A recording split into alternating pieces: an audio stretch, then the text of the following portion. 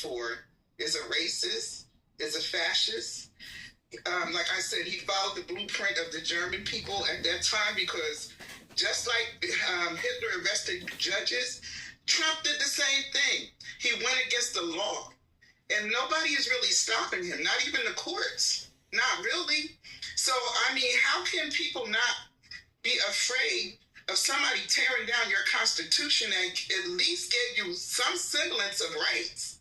I don't understand that. I would vote for a donkey before I vote for somebody that presented how Trump presented his stuff. Right, but have you ever been in a classroom and seen how different people learn differently? And how one student will receive a message completely different than student B? Have you ever seen that happen before? Yeah, if you fall into propaganda. You know what I'm saying? Well, because see, again, his message was very clear. He called people vermin. Listen, Called people... I'm speaking and you are continuously speaking. I allowed you to finish. Please allow me the same. Thank you.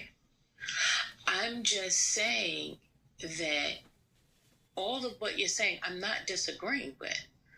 But people make it seem like a lot of people, I'm not saying that there aren't people that chose it for those exact reasons. I believe that exists.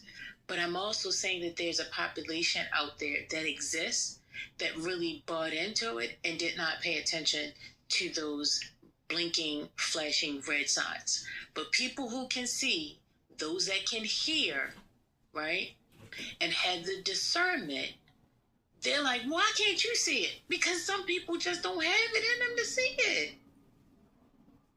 They just don't.